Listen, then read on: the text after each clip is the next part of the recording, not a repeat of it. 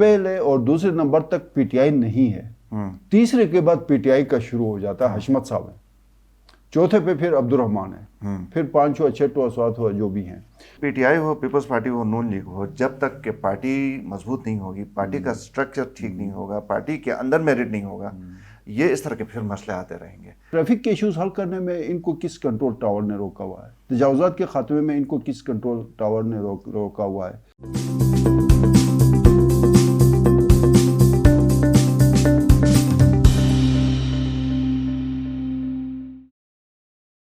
بسم اللہ الرحمن الرحیم۔ ناظرین السلام علیکم، آپ دیکھ رہے ہیں ایمن، پروگرام ہے حالات حاضرہ کے پروگرام میں میں ہوں آپ کا میزبان ایمان شاہ، اور آج ہمارے ساتھ مہمان تشریف فرما ہیں سینئر صحافی اور تجزیہ کار شبیر میر۔ سر ویلکم کرتے ہیں۔ بہت شکریہ سر۔ کیا سر کوئی اس حکومت کے کوئی گراس روٹ لیول پہ ٹرکل ڈاؤن ایفیکٹ، کوئی چیزیں بہتری کی جانب بڑھتی ہوئی آپ کو نظر آ رہی ہیں؟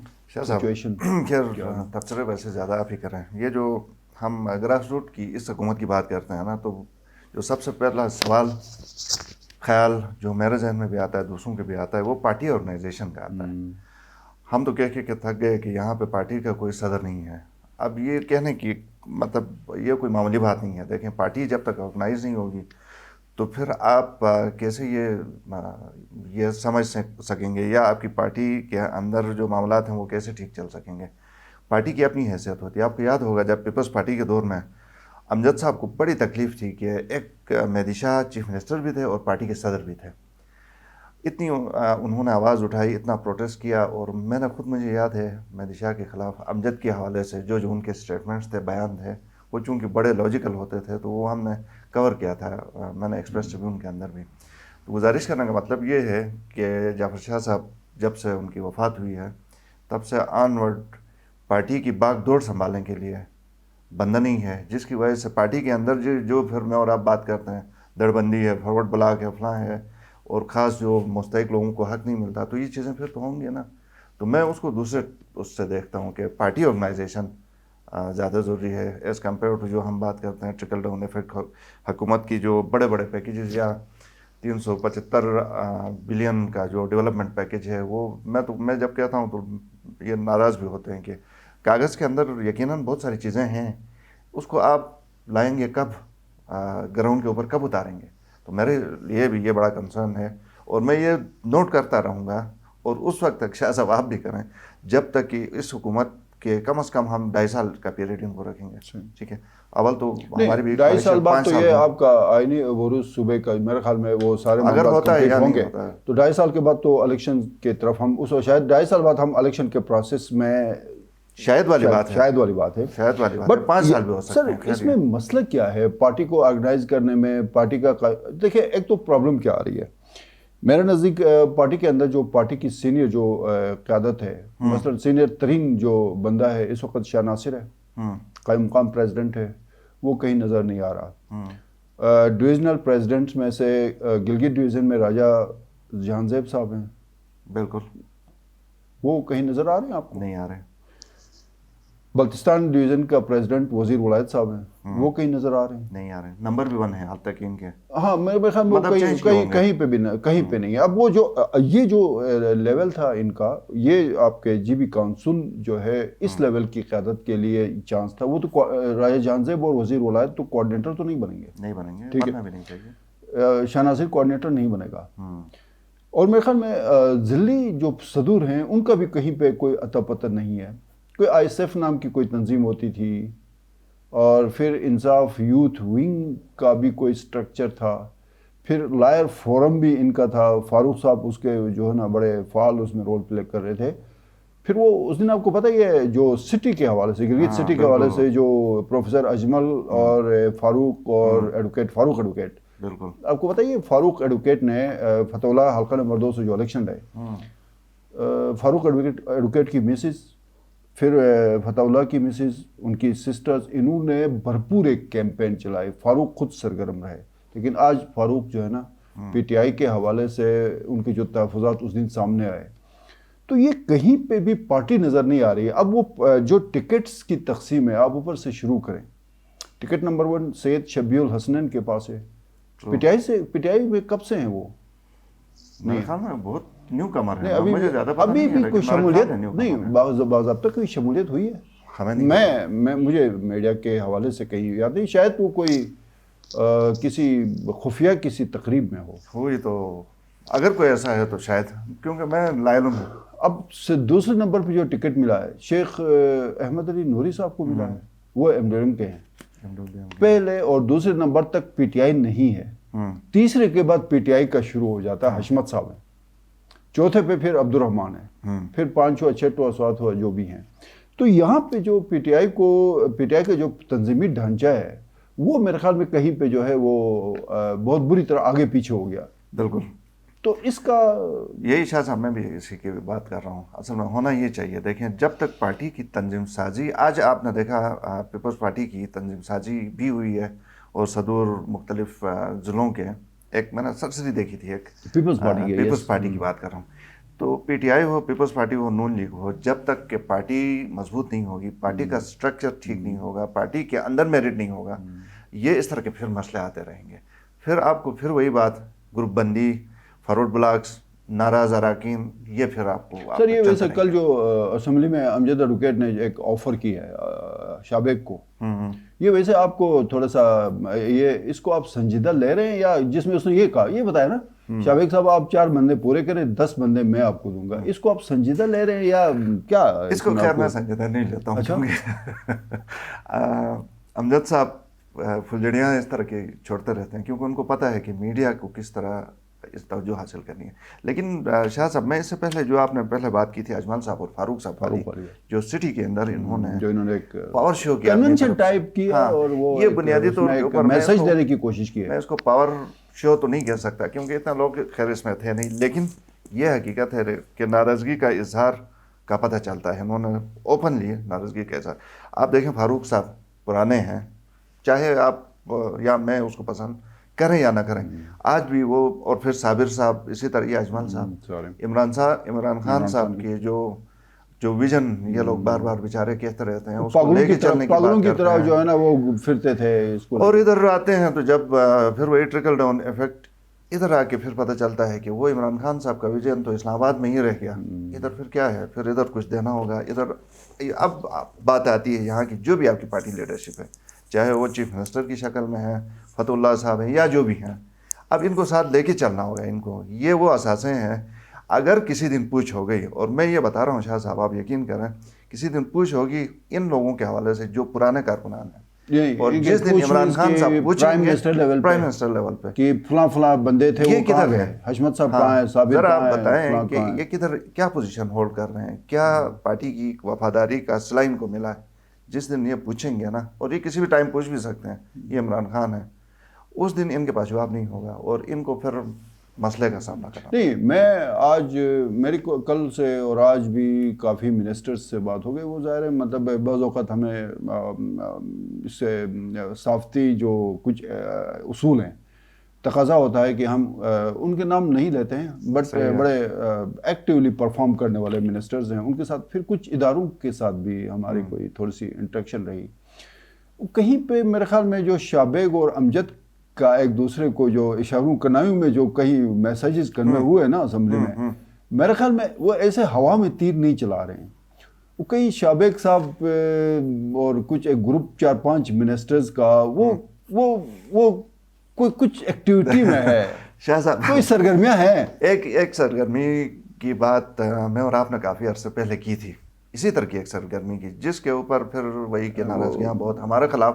ہمیں ٹارگٹ بنایا گیا، حالانکہ بھائی ہم نے تو آپ کو خبردار کیا تھا کہ یہ کچھ ہونے جا رہا ہے، بجائے شکریہ کہ ہمیں ٹارگٹ بنایا گیا۔ بہرحال جو بھی ہوا، اب پھر آپ کو یاد ہے، بلکہ میں تو نہیں تھا، کوئی اور ہمارا دوست ہے، کسی جگہ پہ کچھ کرم فرماؤں کا ذکر تھا، پریس کانفرنس میں موجود تھا، آپ موجود تھے، میں نہیں تھا، تو بہرحال تو دیکھیں اب کرم جو فرما میرے خیال میں کچھ کھچے سے ہیں، وہ کھچاؤ کچھ زیادہ ہے کرم فرماؤں، اور میں ویسے آج کی ڈیٹ کے حوالے سے آج کی ڈیٹ کا، لیکن خیر شاہ صاحب میں اس کو اس طرح دیکھتا ہوں کہ دیکھیں تعلقات تو ٹھیک نہیں ہیں، یہ تو سر میں آپ کو ایک چیز بتا دوں، اب کھینچے تو یہ بھی ہیں وہ بھی ہے نا، جو سسٹم ان کو سپورٹ کر رہا نا، اتنی بہت ساری ناراضگیوں کے باوجود بھی اگر اس سسٹم میں 2 دن کام کرنا چھوڑ دیا نا، तो तीसरे दिन मेरे ख्याल में वो ये जो इमारत खड़ी है सूबाई हुकूमत की, वो धड़ाम से ज़मीन बोस हो जाएगी। ये इनको समझ भी आ रही है। ये इनको क्यों, शाह साहब मुझे ये बताएं, यही सिस्टम तो इनको लेके आया, तो अब इनसे क्या नाराज़गी है? सीधी सी बात है, ये किससे नाराज़ हैं, क्यों हैं? देखें मतलब जो भी लेके आए हैं ज़ाहिर है, मतलब कहीं ना कहीं कुछ मतलब काम वो इस तरह के मामला होते हैं ना, वो बाज़ औक़ात ये होता है ना कि शागिर्द ज़रा उस्ताद से भी आगे निकलने की कोशिश कर जाता है। बाज़ औक़ात तो ऐसे मजबूरी भी होती है, हो सकता है कि कहीं टॉप लेवल से कहा गया हो कि यार ज़रा आपने तगड़ा रहना है, इनकी बात नहीं माननी, ये भी हो सकता है। लेकिन मेरे ख्याल में गिलगित बल्तिस्तान के मारूजी हालात में करम फरमाऊ के साथ मेरे ख्याल में इनको अपने मामला ठीक करने होंगे, और ये इलाके की बेहतरी के लिए भी ये कहीं पे ज़रूरी है। वरना ये जिस तरह की एक टकराव की पॉलिसी लेके चल रहे हैं ना, ये अभी इतने तकड़े नहीं हुए हैं, ये इतने तकड़े नहीं हुए हैं। तकड़ाई की क्या मतलब कंपैरिजन ही नहीं। हाँ, बस वो तकड़े नहीं हुए, तो इसलिए जो है ना वो उस वो क्या कहते हैं सर, कंट्रोल टावर के साथ अपने मामला ठीक रखें।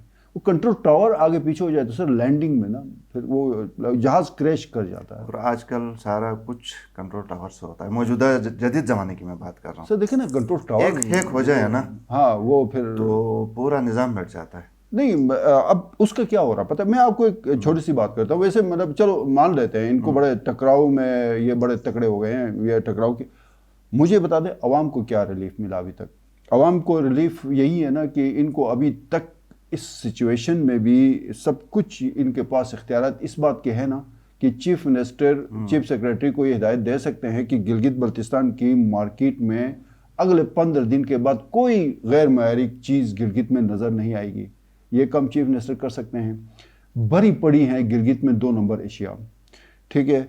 आपके यहाँ पे जो तजावुज़ात का जो इशू है, आप कभी आप बाजार की तरफ तो आप वैसे ही जाते नहीं हैं। मैं नहीं जाता हूँ, कैसे जाएं, आपको पता है लेकिन आप ट्रैफिक हाँ, यहाँ से मेरे ख्याल में वो है। बाजार तक 40 मिनट लग जाते हैं। ट्रैफिक के इश्यूज हल करने में इनको किस कंट्रोल टावर ने रोका हुआ है? तजावुज़ात के खात्मे में इनको किस कंट्रोल टावर ने रोका हुआ है? अभी तक 1 साल हो गया है, चीफ मिनिस्टर अपनी कैबिनेट को लेके चलो इजला का दौरा नहीं करते हैं तो हर डिवीज़न में जाके खुली कचहरी लगा के अवामी मसाइल से आगाही हासिल करके उनको हल करने से किसी ने भी नहीं रोका। काहली और जो इस क्या कहते हैं इसको, इक़्तिदार को एंजॉय करने का जो एक खब सवार है ना, ये नशा जल्दी उतर जाता है। इसमें इस तरह होता है शाह साहब, हमने और आपने तो एक ज़माने से हम ये देख रहे हैं कि कौन आता है कौन जाता है। जो इक़्तिदार में आता है ना, वो बंदा ये कोशिश होती है उसकी कि बेशक वो अपनी एफर्ट डालने की कोशिश करता है, तो ऐसे में उसको लगता है कि ये जो तनकीद करने वाले हैं ना, ये हमारे पीछे लगे हुए हैं, हमें नाकाम करवाना चाहते हैं, बदनीयत हैं, तो इनकी नहीं सुनो, उनकी सुनो। जो आगे कहते हैं ज़बरदस्त, आज आपने ये जो बात की थी ना फलां महफिल में, ओह वो क्या ज़बरदस्त बात थी, वो इस तरह की तारीफ। नहीं वो जो सवाल के ऊपर नहीं वो सवाल के ऊपर जो कहा गया था, ये है सवाल। मैं फिर ये कहूँगा कि मैं फिर सवाल नहीं उस प्रेस कॉन्फ्रेंस में वो जरा जहाँ पे वो सवाल थोड़े से हम जब पूछते हैं ना, सख्त पूछते हैं तो उस पर गुस्सा आ जाता है, और जब सवाल उनके मिजाज के मुताबिक हो तो वो फिर ज़बरदस्त। यही होना चाहिए सवाल, सहाफ़ी इसी तरह के होते हैं, सवाल इस तरह होना चाहिए। ये देखें ना, सहाफ़ी को तो आप ये जज नहीं कर सकते हैं ये सवाल कैसा है, ये जज कुछ सहाफ़ी के ऊपर बैठा हुआ है, एडिटर वो शायद देखेगा कि इसने कैसा सवाल किया था। वो आप बेशक अपने मामलात को जज कर सकते हैं, हमसे बेहतर कर सकते हैं, वो इंतज़ामी उमूर हमें नहीं पता है। आप जिस भी अहदे पे टॉप पे बैठे हैं, वहाँ से बैठ के आपने जो डायरेक्शंस दी हैं उसके ऊपर आप पकड़ सकते हैं कि कल जो मैंने कहा था वो ठीक हुआ नहीं हुआ, किया तो किस तरह किया, बहुत सारी चीज़ें। लेकिन वो चीज़ें जो टेक्निकल हैं वो आप किसी और की फील्ड की आप ये जो देखें, मैं आपको एक चीज़ बता दूं, हमने इस प्लेटफॉर्म से बैठ के जो भी बातें की पूरी जिम्मेदारी से की हैं।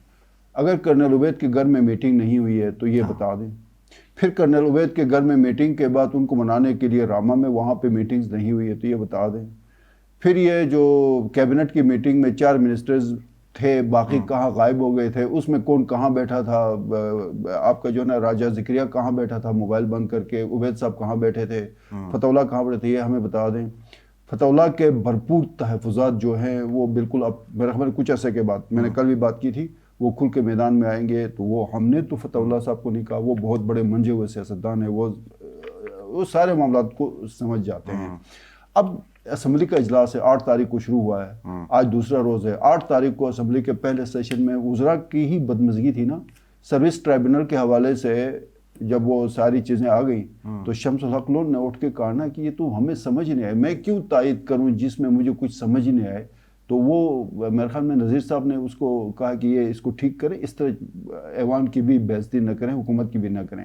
آج پھر جو آج 9 تاریخ ہے، آج دوسرے روز بھی سپیکر میرے خیال میں نہیں تھے، نذیر صاحب اس کی صدارت کر رہے تھے.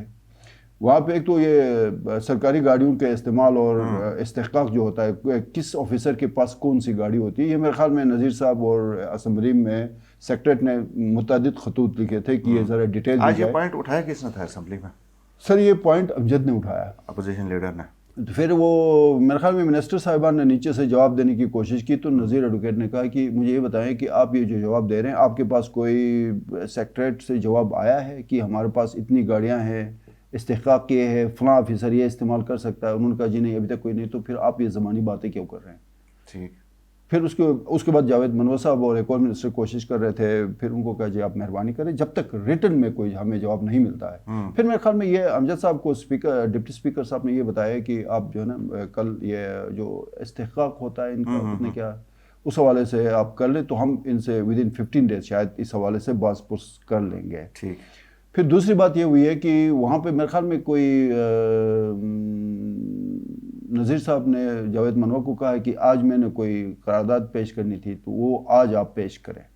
تو اس میں ذرا جاوید منور نے قدر تلخ لہجے میں کہا کہ آج آپ صدارت کریں، کل آپ خود ادھر نیچے بیٹھے ہوں گے تو آپ خود پیش کریں، میں نہیں کرتا ہوں. یہ آپس کے معاملات جو ہے نا اس حکومت کے تواتر کے ساتھ سامنے آ رہے ہیں، یہ اب تک کی ایک صورتحال ہے. صحیح. صرف اس میں ایک میں چیز پوائنٹ ایڈ کرنا چاہوں گا، جاوید منور صاحب کول ٹیمپرڈ ہیں بہت زیادہ، تو ان کی طرف سے بھی تھوڑا سا مطلب یہ کہنا جذبات پہ آنا اور میں نہیں کرتا ہوں آپ اپنا کام خود کریں والی سچویشن پہ یہ تھوڑا سا ہمیں چھوٹا سا یہ میرے خیال میں یہ جو باڈی لینگویج اور تھوڑے سے الفاظ اور تلخی والا جو ماحول ہوگا نا وہ آپ کو 12 نومبر کے بعد یہ کیبنٹ اور حکومت میں کچھ اس میں تیزی آئے گی، کمی نہیں آئے گی الیکشن کے بعد. بالکل. ایک اور چیز پبلک سروس کمیشن کے حوالے سے یہ بڑا ہے کہ اس پلیٹ فارم سے بھی بڑی زبردست طرح سے اس میں آواز اٹھائی گئی اور یہ میرے خیال میں لیٹر لکھا گیا فیڈرل پبلک سروس کمیشن. یہ اصل میں بنیادی طور پہ ڈیمانڈ یہ تھا نا کہ یہ جو یوتھ ہے جو کمبائن کمپیٹیٹیو ایگزام کے لیے خواہش مند تھے، اپیئر ہونا چاہتے تھے، ان کے مسئلے یہ لوگ کہہ رہے تھے کہ جی